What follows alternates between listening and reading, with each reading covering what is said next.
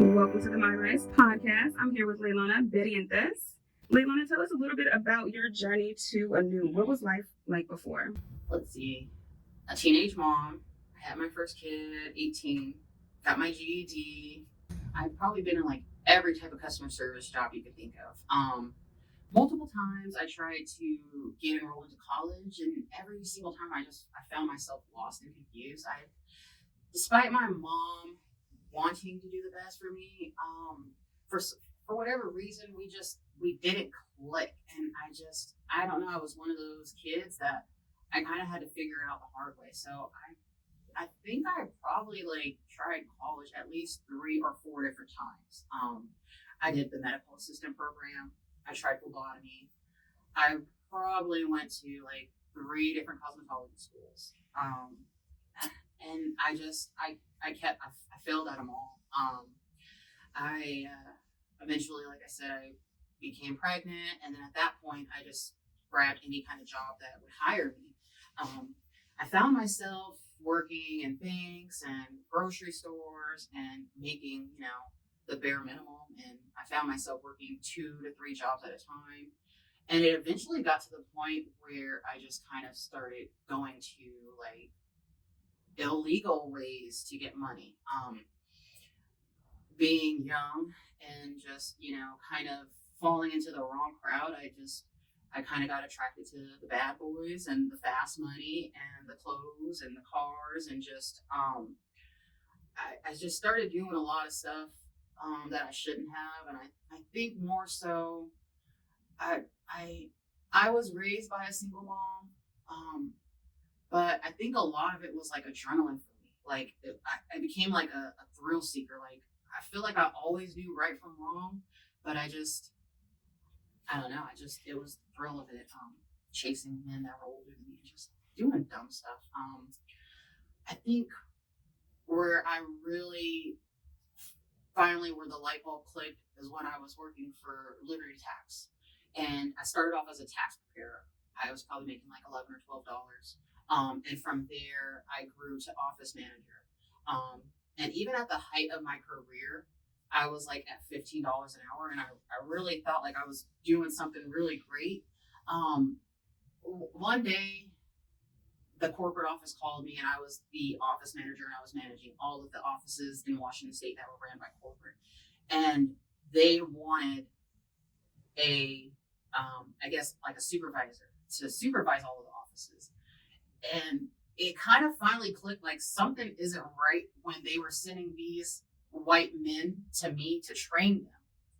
And it finally clicked to me, why am I training people to manage me? If I can train them, I should be doing this. All this for $15 an hour. So it was kind of at that point where I just knew I just had to figure something else out. What I was doing was just not working for me. That sounds like a lot of folk stories that come from backgrounds like we come from, that we have all the knowledge, the know-how, and we just get overlooked. Yes. Overworked and underpaid. Yes. So what led you to ANEW? How did you find out about the ANEW program? I was managing one of the offices, and one of the girls I was calling back to was a tax preparer. And because that's part of your job, you call back all your preparers and you see who's coming back, etc. And I called her and I was like, hey, you coming back to work? And she was like, no, I'm an electrician. And I was like, an electrician? What are you talking about? And she's like, yeah, girl, I did this pre-apprentice program, and I'm doing this. And I was like, well, what is this? What does that mean? I didn't know anything. I'm like, what are you talking about? What is this? And she's like, this is a program called ANEW, and it's for women. And I'm like, give me that information. And at this time, I'm I think I was 8 months pregnant. And so I got the information from her, and this was in 2012. I looked up ANEW, and it was 11 weeks, and it was not a paid program. And I was like, oh, I can't do that. I just had another baby, and I'm actually going through all these marital problems. And so I actually was looking at the SBI program. I seen that they had a similar program, and their program was 6 months, but you could get financial aid. And I was like, oh, I don't know what. I finished out the season, and I went back to work. I went back doing Liberty Tax, and I went back to an old job that I had, making $12 an hour in an office, electronic sales. And actually August 2013, I went through like some domestic violence. I have a 6-month-old and I have an 8-year-old also at the time, and I ended up packing up all my stuff. I packed up my clothes. I packed up both of my kids.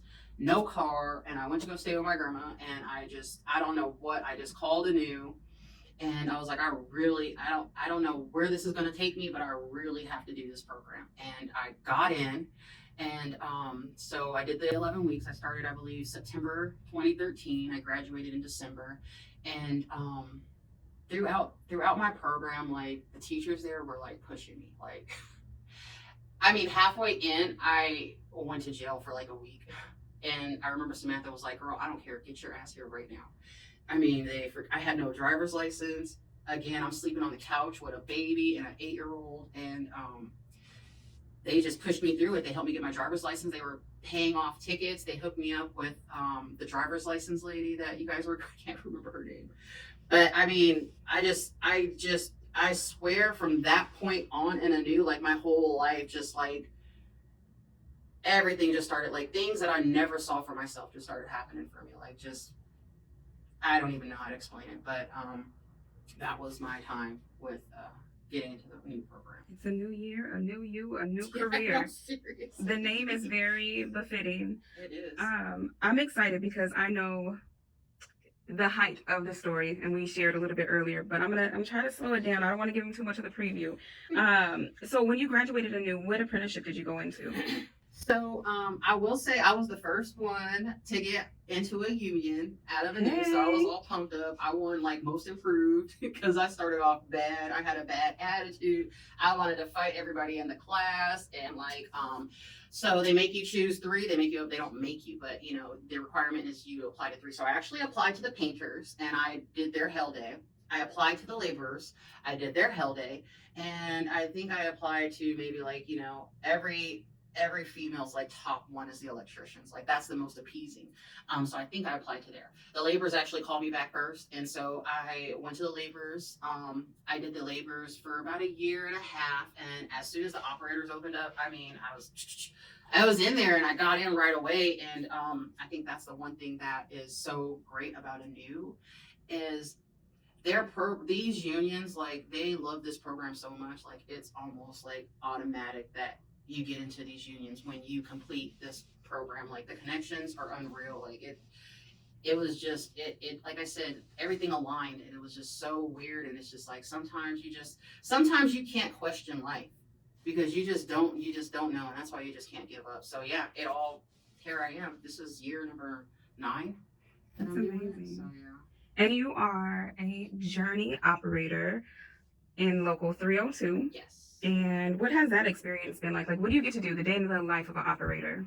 A day in the life for me right now, I just finished a really big project in Seattle, the Climate Pledge Arena, which is top of the line, one of a kind arena that, you know, 100% pledges to help our earth. You know, climate change is real. Some don't believe it, but, you know, all the food there is recycled, the trash is recycled, I mean, solar powered, everything. So it was a big deal. The same company that I worked for on that project, they have me now at a hotel.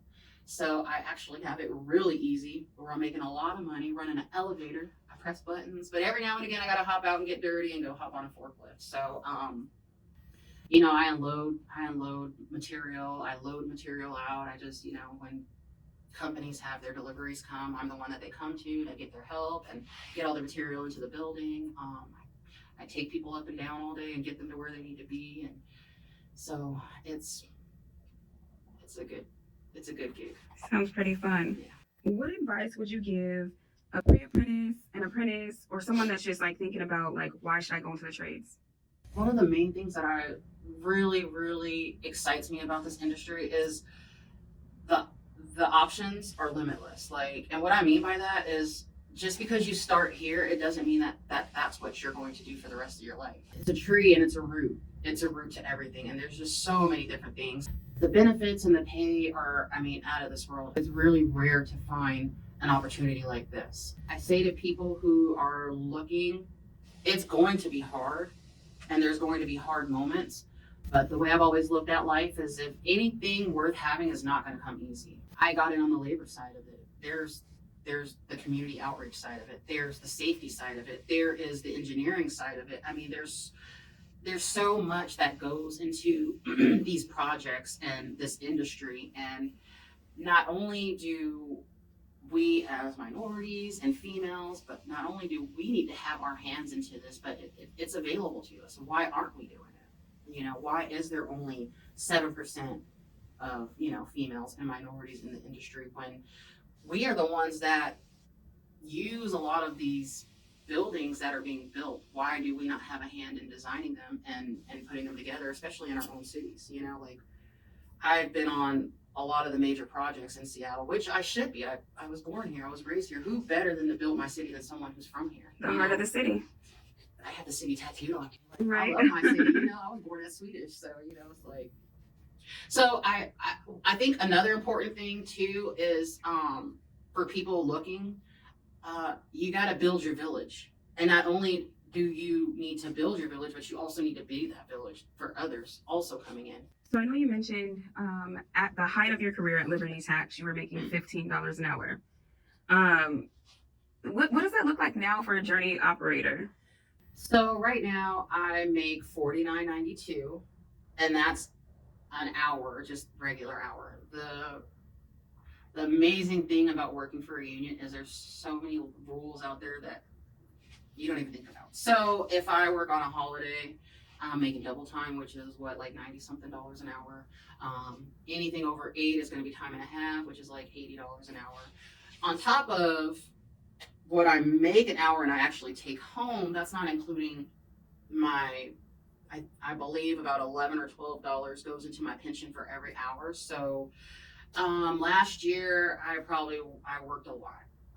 So maybe like 2,000 to 3,000, and if you times that by the $11, $12, that's how much went into my pension for 1 year, for when it's time for me to retire. I think a lot of people forget about that. Some people think about, what am I doing right now? But also you want to remember, you know, something that hits home for me is I know a lot of people that are retired and they lose everything, or they're just not, you know, they're just not situated in life because they spent their whole life just worrying about right now. But what happens when you need to go to an adult home, or, you know, or if you get hurt on the job? Another thing that these unions do is you have like top of the line medical, dental, vision. You know, I can go get my kids glasses, and one of my kids got braces. You know, this whole career provides a whole new life for my family that I wouldn't be able to afford doing something else. Absolutely. One thing I like about you is that you have taken all the things that you have learned. You've been a Rise Up ambassador. You've been like utilizing your voice and sharing the message of different opportunities. You know, sometimes we start out going down a different lane, but even left lanes have right turns, and it sounds like you found your path. Tell me a little bit about being an ambassador for the Rise Up program. I think it's a great opportunity because it gives people like me meaning. There's so many people on this earth, and one thing, I don't want to get too deep, but every time I turn around, somebody's passing away, somebody's dying, you know, and as of lately, I've seen a lot of women my age passing away. And the Rise Up ambassador, it means a lot to me. It gives me a voice, and, you know, being able to do events and doing interviews and making videos of, you know, it kind of, I love the opportunity, and I honestly, like, I don't want to be cheesy, I feel blessed that people actually want to hear and that they want to learn. I have been on projects where I've ran off crying because I've been bullied. I've had grown men jump in my face, wanting to fight me, telling me I'm worthless, telling me I'm nothing, telling me I'm lazy, telling me that the only reason why I'm here is I'm a female minority. I'm here to fill a quota. You can go sweep. This industry has turned me into a different person for the better. I'm able to speak up for things that I see that are wrong, and try to make them as right as I can. And, you know, I just, the Rise Up program, it gives us voices, and it makes me feel like the world is going to get better because people are also getting involved, and they're also wanting to learn, and more contractors are wanting to figure out, how do we make this workplace better for, you know, for us. And And I think a lot of men are starting to realize that we bring a lot to the table. And we work with our hearts, and we work with passion, and our creativity and our visions, and they're starting to actually appreciate that versus like back in the day where women were just in the kitchen or taking care of the kids. So it the Rise Up program, it brings a whole new meaning to everything. I feel like this is going to catch on way outside of construction. It's just kind of starting within construction, but I feel like it's going to be bigger than anybody would ever think, honestly. So, Leilanna, what do you do after you've worked your hard day building our city, building other people around you to rise up? How do you honor yourself do you do self-care? What do you do for you? One of my favorite things that I like to do is travel. I love going to a new city. I love to eat, so it's like my favorite thing to check out a new city and just see what kind of restaurants they have. I like discovering new things. You know, I just try to live my life and have fun. I go out and drink and party and hang out. I like to watch movies. Another big thing that makes me happy is spending time with my kids. I love to. One of one of my favorite things, and it's so weird, but I like to take my kids grocery shopping, and it just like tickles my heart when they like ask for like everything and I just buy it. Like it's a terrible example, but it that's something that actually brings me joy because it's kind of like my hard work puts me in this position. But I do basic stuff. I buy my clothes. I want to get my nails did. I get my hair done every now and again. Because I see your eyebrows are on fleek. I mean, they need a little touch up. I like all of that. I love to go just have fun and unwind. But for the most part, yeah, I like to travel. I would love to see the world, and it's coming. But I stay local. I hit up Vegas a lot and LA, but my goal is to hit like a new state at least once a year. Life is short, so I try to see as much as I can outside of work. Absolutely. Well, I'm grateful you came in, stopped by to pop up with us for a little bit. I appreciate your diligence in the industry and staying firm and not allowing those folks that didn't treat you with the respect you deserve. And now you are paving the way for our future generations. So I truly honor you today. Thank you.